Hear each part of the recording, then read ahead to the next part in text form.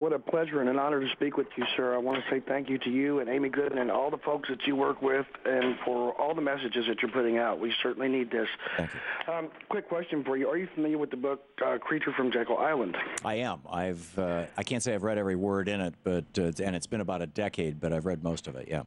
It's been very enlightening to me, which leads to my first question.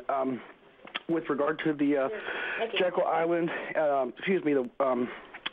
the Federal Reserve loaning money to all of these foreign countries, which they expect to go into default, so they just keep making this money off of interest, which just continues to put our country into further and further demise, seriously undermining our ability to operate as the United States. And if you would touch upon that, please. Another topic for you to consider is the Citizens United. Even as simple laymen out here, the average person wants to know why corporations, why the law, I believe it was Citizens United, has not been repealed yet, which would repeal the individual status for corporations. Right. And also on top of that, okay, let me just take those two one at a time while I can still remember them. Okay, number one, The Creature from Jekyll Island is a great book about the creation of the Federal Reserve, which came in large part, and also the International Monetary Fund, which came out of this meeting in Jekyll Island. And the Federal Reserve, neither federal nor does it have any reserves. It does, however, control the money supply, most of the money supply of the United States.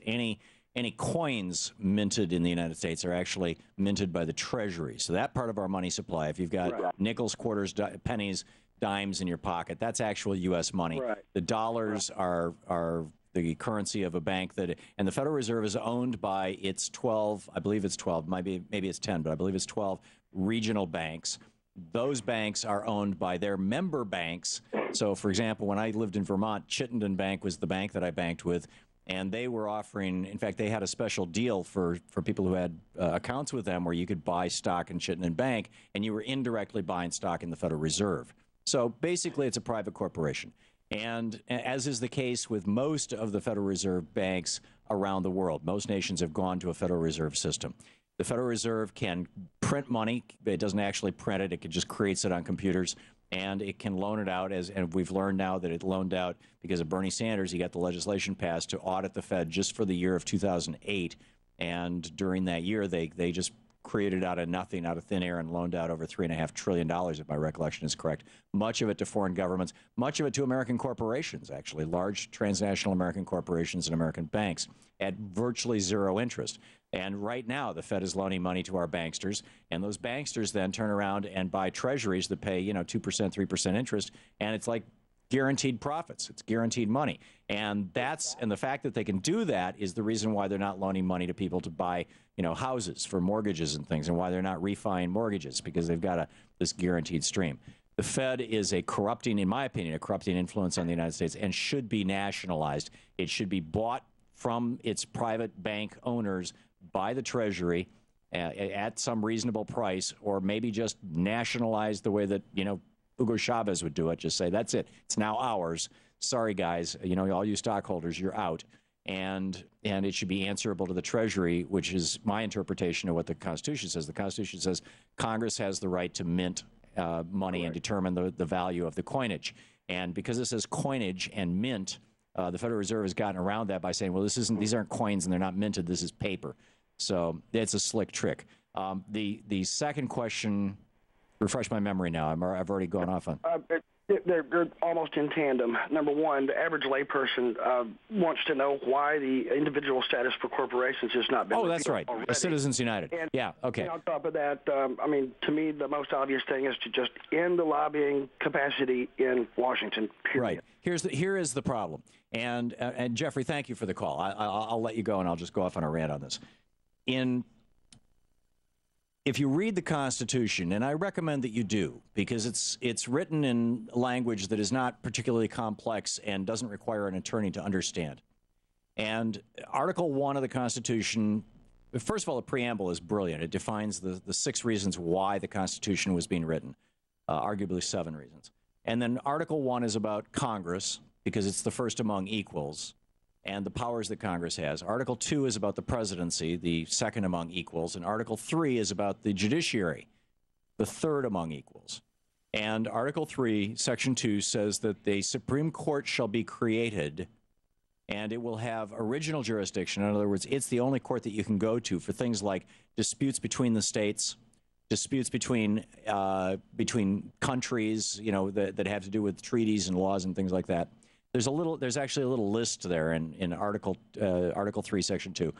And it'll have appellate jurisdiction and basically everything else. In other words, if you and I had a lawsuit about something, my car ran over your grass or something, and you decided to sue, and we went through the local courts and we didn't like it, and one of us wanted to keep taking it and go through the federal courts and didn't like those results, the buck has to stop someplace. That's the appellate jurisdiction. And so the Supreme Court is the place where the buck stops in all matters. That are not previously defined. And it's just, it just lays it out in the Constitution.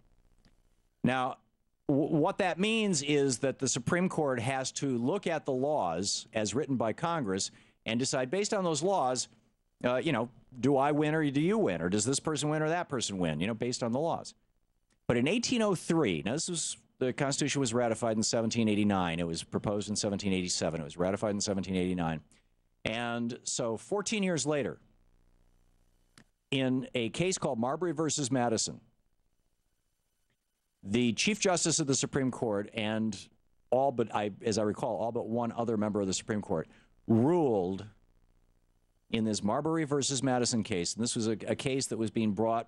There's a whole long story behind it. Actually, I won't go into that. You can Google it. But James Madison, who was then the Secretary of State, was the defendant. And during the Thomas Jefferson administration, Thomas Jefferson was president. In that case, the court ruled that it had the power to strike down a law made by Congress and signed by the president. That it had that power. And when the court ruled that way, President Jefferson went absolutely nuts. I have to share with you just one sentence that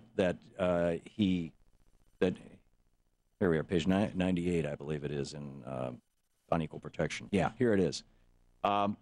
Jefferson was so shocked. He wrote this letter to Spencer Rowan, who was the Chief Justice of the Virginia Supreme Court, an old friend of his, the son-in-law of Patrick Henry. He said, if this opinion be sound, then indeed is our Constitution a complete felo de se, which is Latin for a suicide pact. For intending to establish 3 departments, that would be the legislative, the executive, and the judicial, coordinate and independent, that they might check and balance one another. This decision, according to this opinion, it has given to one of them alone the right to prescribe rules for the government of the others, and it has given it to that branch of government, and to that one, too, which is unelected by and independent of the nation. In other words, the Supreme Court doesn't answer to anybody, and you're going to give them the right to strike down laws passed by our elected representatives? He said the Constitution on this hypothesis is a mere thing of wax in the hands of the judiciary, which they may twist and shape into any form they please. It should be remembered as an axiom of eternal truth in politics. And he's talking about how, if this continues, the Supreme Court eventually is going to be unanswerable to anybody.